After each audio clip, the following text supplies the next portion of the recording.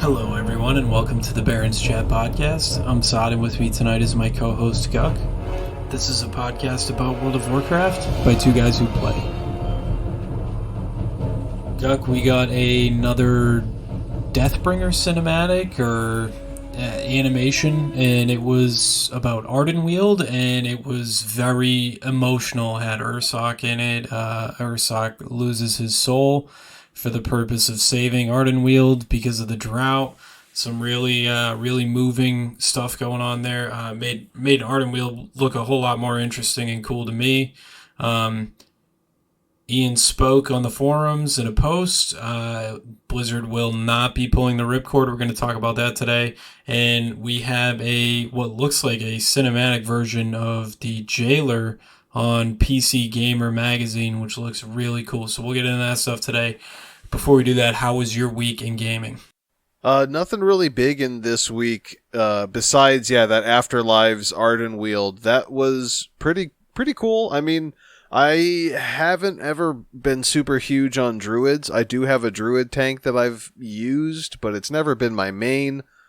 And I've never been huge on druids, but I mean, even still, that was a dope cinematic. That's the thing. It's like, that's part of the art team. They always do really good stuff. It seems like the story and narrative team, they're also doing good stuff this go around, which I fully support. But I mean, I was just kind of blown away by all that stuff. It's good, it's nice, but it's not necessarily enough to make me super excited about the game. What makes me excited about the game right now is just like the fact that we're closer and closer to new dungeons. The slightly new affixes. I mean, they're not going to be entirely new gameplay wise. Like we've said in the past, they're just going to be retooled mechanics that we've dealt with in BFA. But still, I mean, it's going to be cool because it's in a new dungeon. Obviously, new raid with only 2 weeks of kind of wait time, which for someone like me is kind of good because I really know life at the start of an expansion. And this one is going to be no different because I will have like all the time to prepare for it. I'll be right in the middle of the semester, so I can do work ahead of time and just be ready for it. So I'm ready to go. Like I'm not even really doing much gaming now. It's all about Shadowlands. I'm already ready. Yeah, like personal life wise, like we just had my wife is in nursing school, so we just had her first weekend of clinical for this semester, and it was hectic with the two kids, and one of my daughters is in hockey, so we have that going on, and I'm working full time and going to school as well, so like a lot of stress, a lot of stuff going on, and it's still going to be going on when the expansion launches and with the first raid tier. So I'm nervous, but like I think like I'll be able to make time, when I can. Obviously, my family's going to come first, but the time will be had. I'll be able to get it done, and I looked forward at both of our schedules, and the game launch and the raid launch is like could not be at a better time for me, which is awesome. I, like you, have not been gaming at all. I did watch the Afterlife cinematic, and like I'm not really into that. The Maldraxxus one was kind of like whatever, right? Because there was like no backstory in it, and you really didn't know anything that was going on other than it was Draka. I thought the Bastion one was really good, and then this Ardenweald one with Ursoc was just like moving. Like I'm not like a crazy druid. I think the only time I ever mained a druid was when both you and I were trying to get the werebear form from the mage tower at the same time. And that's really the most I've ever played druid, and I really liked it. I really liked the cinematic. It was really touching, really moving, like really hit all the emotional buttons. So that was pretty cool. And I'm not a crazy lore guy, so lore wise, other than the fact that Ardenweald has a drought and there's no anima there, I'm not going to get into what's going on with the story or Ursoc's soul or in anything like that. Like it was it was an emotional thing. Like I enjoyed watching it and the story was cool, but that's really all I have about it. Yeah. For me, I like the recent changes that we got to tanks. So this was actually earlier today. There was a new class and spell changes build put out. and it looks good. One of the things I'm personally worried about is the big nerf that tanks on the beta just took. As far as not all tanks, I'll just say just Brewmaster tanks, really. Brewmaster tanks took a big cooldown hit to their new Celestial brew. So this is, I think it's a really cool new thing that we're getting. It's instead of the standard iron brew and purifying, we're now like purifying into these Celestial brews. So the cooldown for that has been doubled and the shield size has been nerfed. It probably was broken to begin with because it sounded really broken. And the fact that it's a brand new thing, like totally new system as far as the Brewmaster is concerned, I'm not super concerned that this is like as big of a nerf as it is, like a doubled cooldown and a nerf to the shield, because there's nothing to really base this on. They probably overestimated its effectiveness. They're tuning it down now. I think because Stagger will still exist. Stagger as an idea is something that smooths damage better than almost any other tanking setup, right? Most other tanking setups that help smooth damage are just kind of damage reduction, or like by increasing armor or increasing health or something like that. But it doesn't really smooth damage the way that Stagger does, and it just slows it down. So I'm pretty content that Brewmaster Monks will still be really strong. Blood DK's got a little bit of a buff.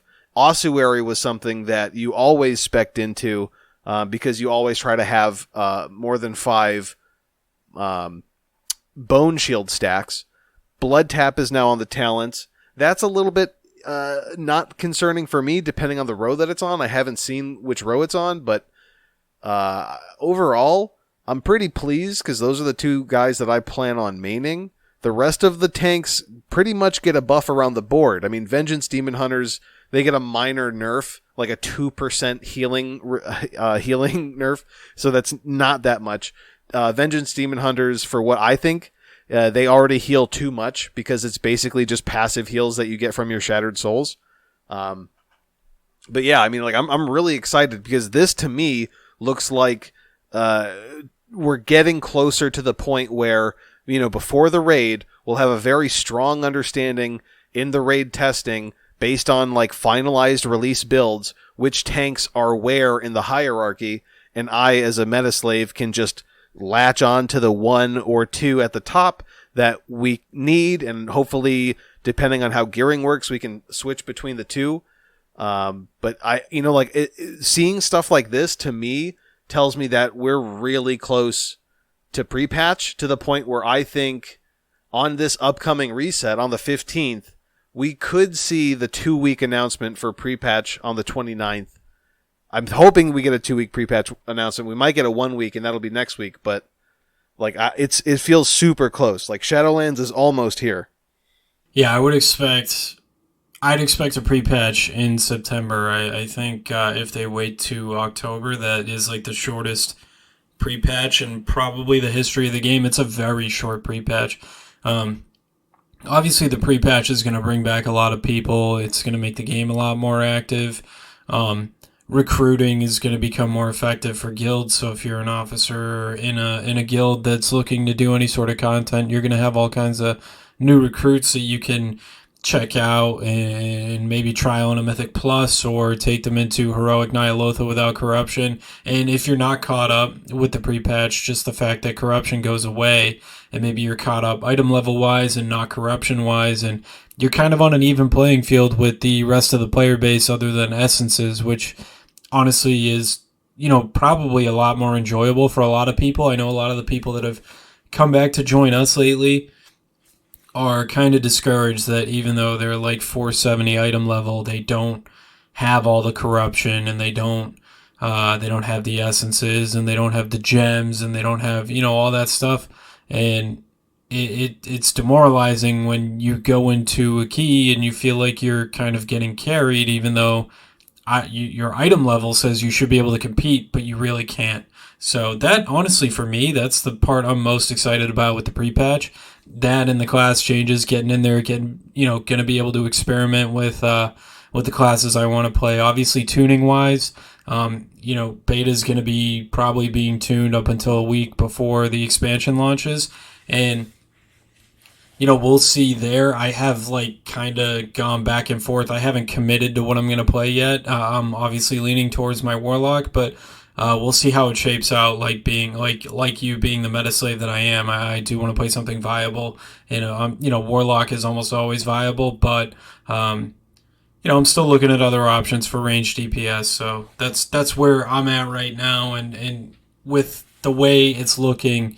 The ripcord is not going to be pulled. This is an announcement that was made by Ian Hazakostas on the World of Warcraft official forums. No ripcord pulled. You will not be able to just change covenants or covenant abilities. You know, I've been pretty critical. I think Guck's been a little critical on this podcast as well. It's one of those things where like I'm okay if they don't pull the ripcord, but where my problem with it is going to be is if they realize, in the third patch of the expansion that they made a mistake and they allow people to switch. It's like, well, what the hell? You know what I mean? That's what I don't want to see. Like, if they're going to make you commit to a covenant, which I'm not for, but I'm not against. Like, I'm not really upset about this, but I just don't want to see them walk it back at the end of the expansion because it's too late at that point. So I think it's important that if they do find out that this is a mistake, and I don't think it is, I don't know if it is, but I think it's important that if they think it's a mistake, that they fix it sooner rather than later. I mean, I went into that really big on our last episode, so if you want to listen to me talk about that, you can. But I'm not upset that the ripcord isn't being pulled. I think the community's kind of split in half. I'm not overly happy about it. I'm just going to deal with it and hope that the balancing team does a half decent job. Having said that, if you're somebody that is playing something like a shaman and you are a DPS shaman, but you're asked to heal one night and your covenant sucks for healing, like that's really bad for you. And I understand where you're coming from, and hopefully they figure that out. It looks like they're putting in a lot of work in a short amount of time, so I'm sure these developers are working like all kinds of crazy hours right now trying to fix and balance and really finish these game systems off for the launch. Yeah, man, we can only wait. It's just a matter of time.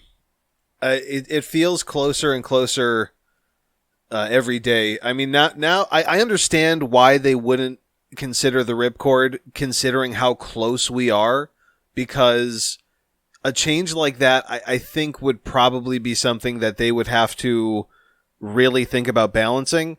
Because let's think of what the ripcord pulling would have even been, right? It would have been, I think, free ability to change covenants at will with no penalty.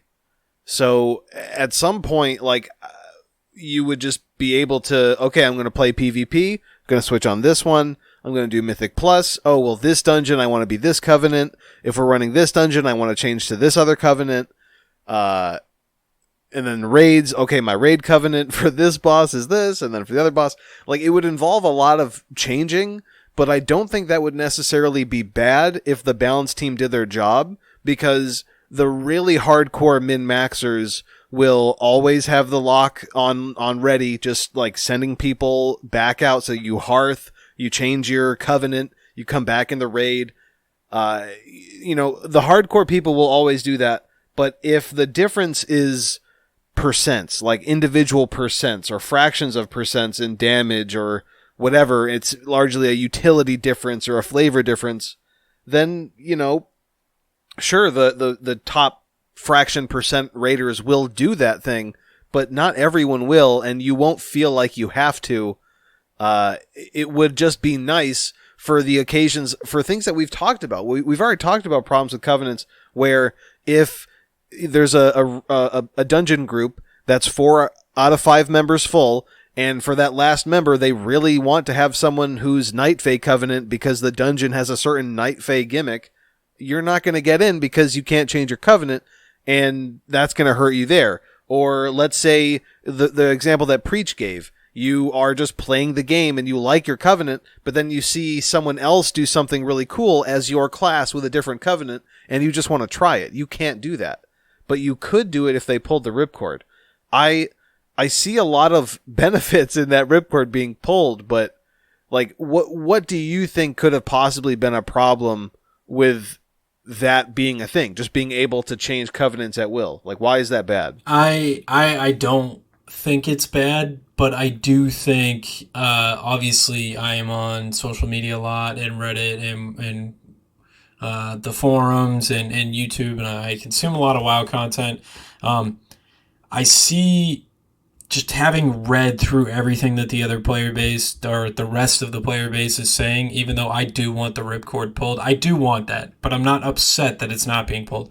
But I see where they're coming from, and they want their decision to mean something, and like they want to have consequence. Like, I get it. Like, some people play this game for RP reasons, and they identify their character as such and such. I even do myself to a point. Like, not like I don't RP, but like I identify my character as like a specific thing when I make my character, when I create characters. Like, I have a specific way I go about it, but I'm not going to get into right now. But I get where they're coming from. I don't think that being able to switch, I don't even think switching covenants is the thing. I think it's switching covenant abilities. And I don't even think it's the utility ability. I think it's the class specific ability. I think that's like what the answer would be for pulling the ripcord. I don't know how to explain it. Like, that's how I would like to see it. Like, you pick a covenant, you stay with that covenant, you don't switch covenants at all, and you play through that covenant storyline, but you also have access to the other covenant's abilities, right? That's how I would ideally like to see it. But, obviously that's not going to happen. I'm not going to complain about it. If they were to pull the ripcord, that's how I would like to see it, because, just switching covenants and then going through the story and then, like, I'm not really into that. Like, I'm nervous about the first time I pick my covenant because I don't want to make a mistake and pick the wrong one. As far as, like, I don't know, like, it's hard because I only play the game one way, and it's from a competitive PvE standpoint. Am I a cutting edge raider? No. Am I a 6K IO MDI competitor? No, I'm not. Like, but that's how I like to play the game in a competitive sense. And am I ever going to be like a pro WoW player? No, but I'm a competitive person. That's how I like to play, and I would like to see the ripcord pulled for that reason. But I'm just not upset that it's not. You know what I mean? Like, I feel like I'm not making sense.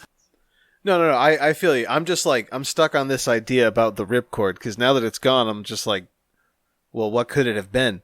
Imagine a WoW Shadowlands where you have a covenant, and that's like your main covenant that you picked for the aesthetic reason, for a covenant ability that's specific to that covenant, that, maybe that's one thing that you don't change, but they add a covenant mercenary system where for a certain amount of time you can buy or maybe be paid to be a mercenary for a different covenant. And like, I think maybe buying access to it would be a good thing. There's some farmable currency that you can get out of the maw or somewhere stupid, and you can use that to have a mercenary pass for some covenant.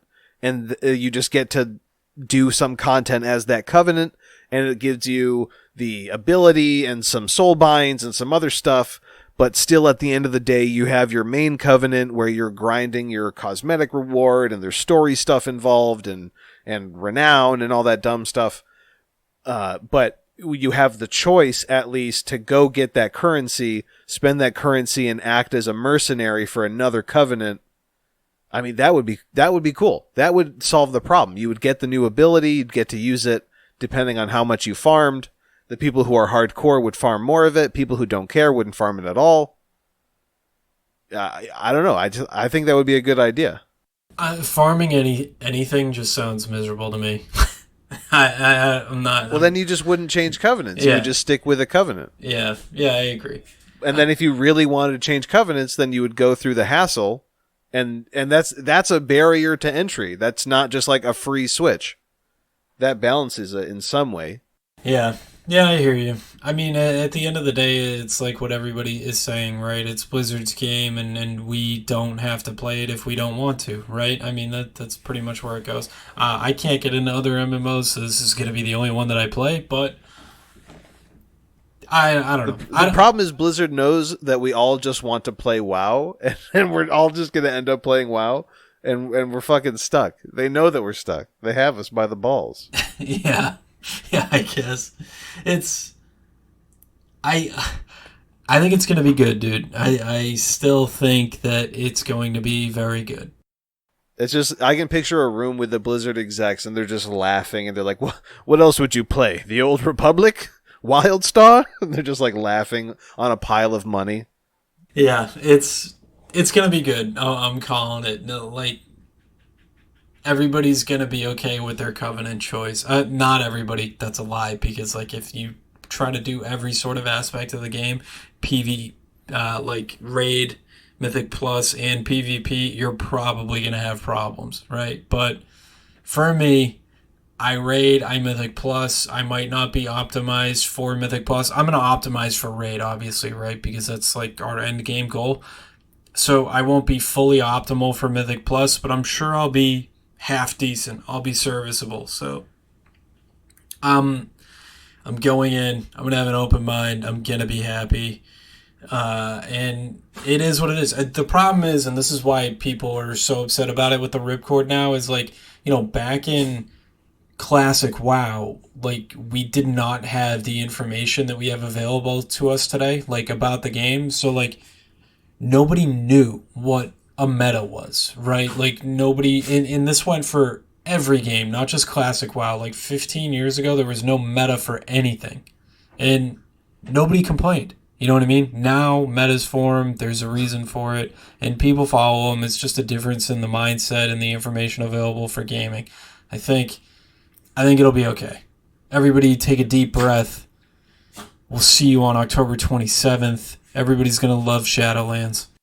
Yeah, yeah. Here's the one thing that's true. There is no greater high, and there is no better time to play WoW than like the first week, the opening day, the moment that they turn on Shadowlands, and then that just rush to start questing and doing shit. That alone will be worth the entry price, right? And then pretty soon after 2 weeks, you're going to be raiding again. You're going to be yelling at your friends for standing in fire, for not gearing the right way, for doing a mechanic purposefully wrong again and again. All of that stuff is about to happen. I am excited that it's this close. Me not having a family around really means Thanksgiving's not a big deal. So I'm excited to do progression rating through Thanksgiving, though I'm sure it's going to be an issue for some people. I'm hoping we have a lot of really sweaty nerds that just raid through the Thanksgiving break as well. But yeah, man, we're almost there. It's so good that we have the date and it's coming every week. I'm going to be more and more excited. I don't know what we're going to do to fill the show before Shadowlands gets here. I mean, obviously we'll have pre-patch stuff for the month before, maybe, but damn, dude, I just want to play Shadowlands. Yeah, like a new expansion comes a fresh start, right? Like you can find a new guild. Like every guild out there is recruiting. If you're trying to get into a high end guild and you don't have logs or any sort of anything to back it up, it's probably not going to happen. But with a new expansion comes a fresh start. You can switch mains, and there's no consequence for it. You know what I mean? There's no better time to play WoW than at the beginning of the expansion. Everybody's on the same page.